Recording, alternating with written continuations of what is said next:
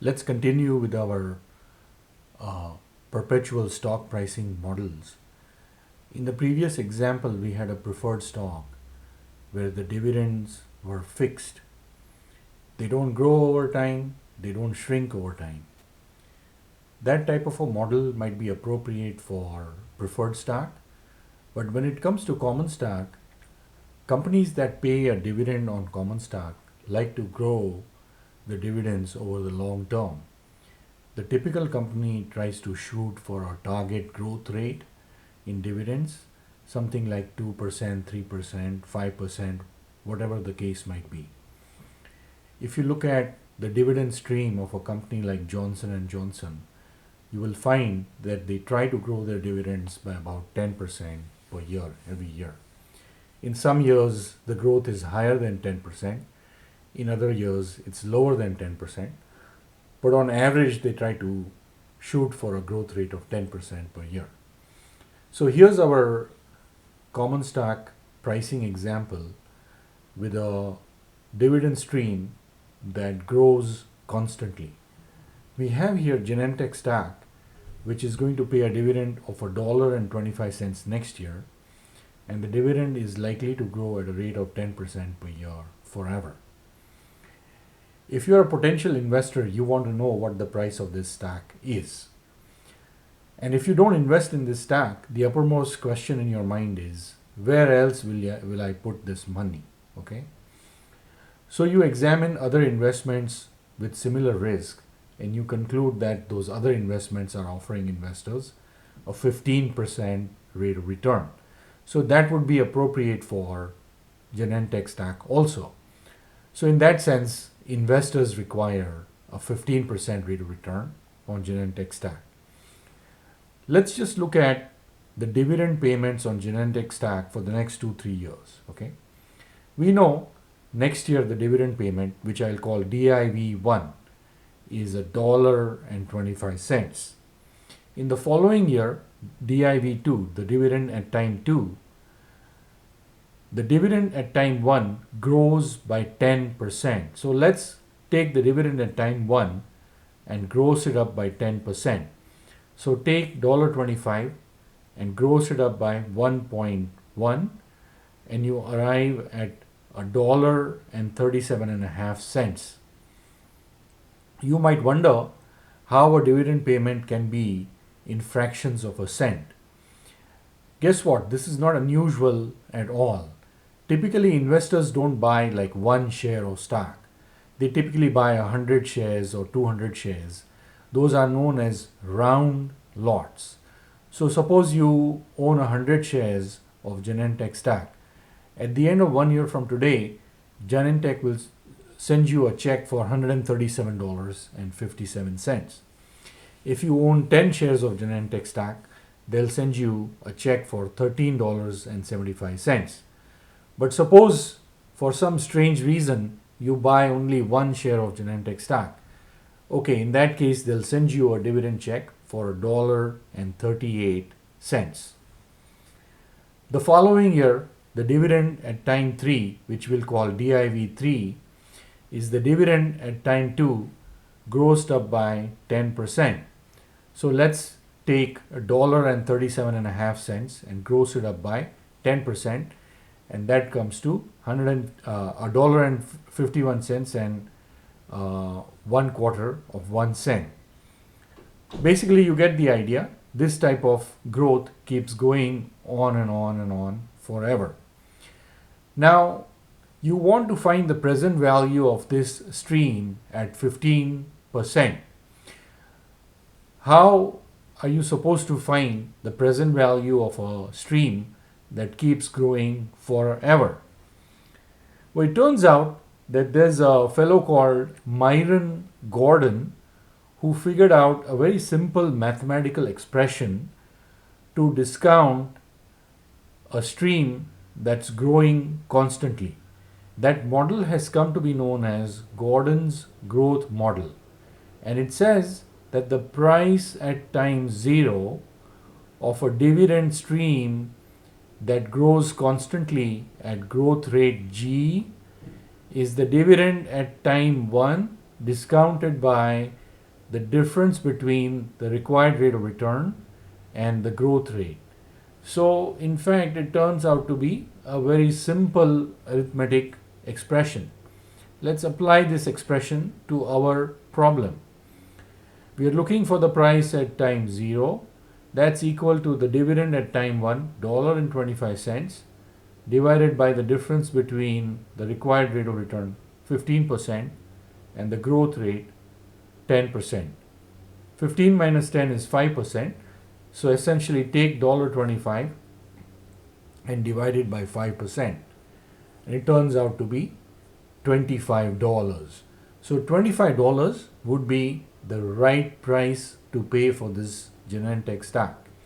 If you buy this stack for $25 and you hold on to it and you receive the $1.25 of dividend next year, that's a 15% rate of return that you earn on this stack. And keep doing that every year and you keep earning a 15% rate of return. All right. Suppose the earnings per share of the company is $1. Then what is Genentech's PE ratio? PE ratio stands for price earnings ratio. This is a popular metric in the financial markets. A lot of investors follow the PE ratio of a company.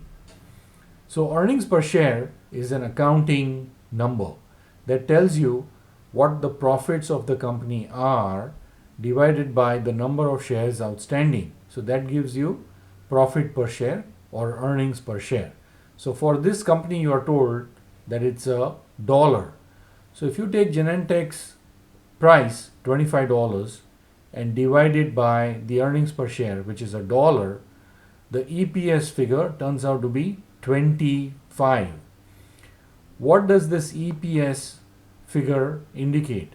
Are investors crazy to pay $25 to get into a stock that gives them an earnings of just $1? Does that make any sense?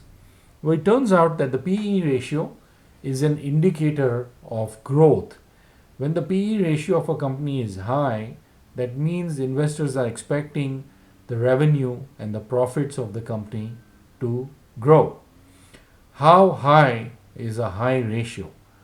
What would be the average PE ratio of all US corporations all the way from 1950 up until today? It turns out that the average PE ratio of all US corporations from 1950 up to today is about 14.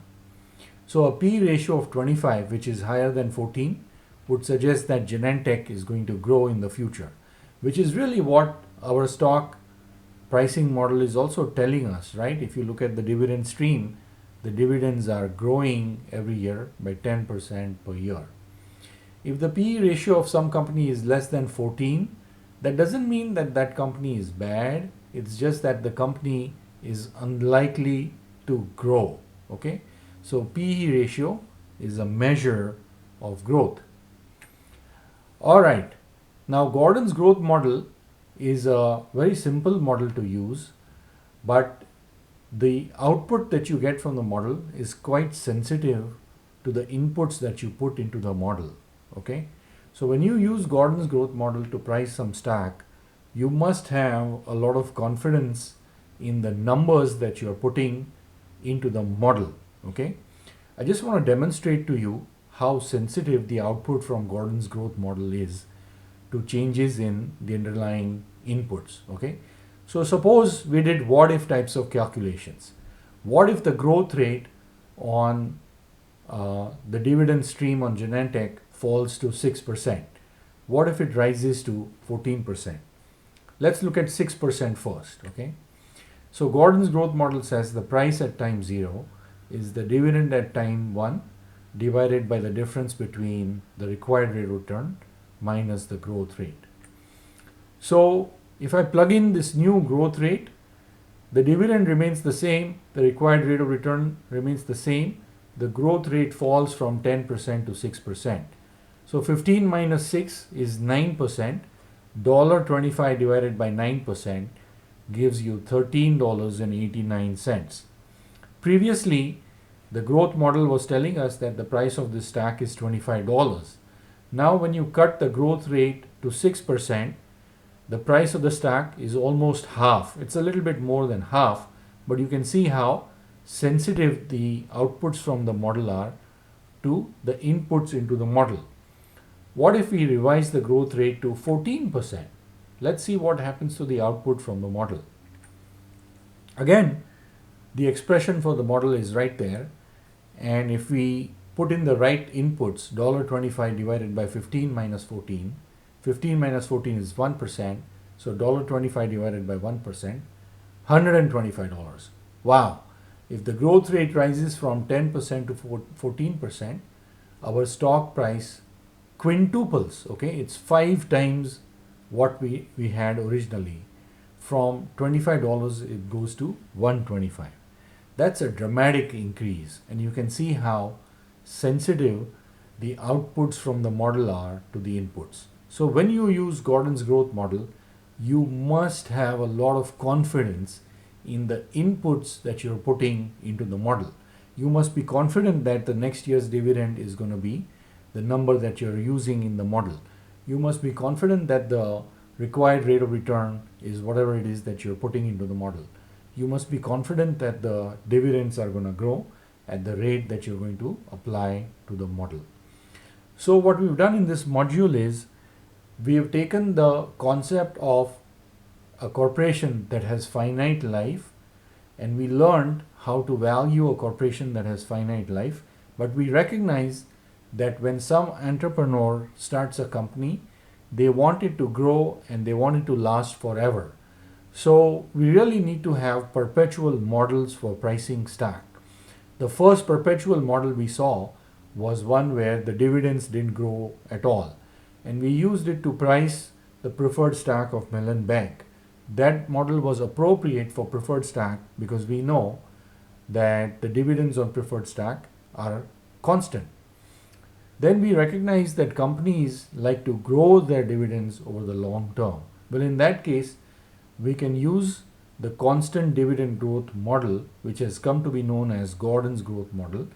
You saw how simple it is. We applied it, but we also noted the fact that the output from the model is quite sensitive to the inputs into the model.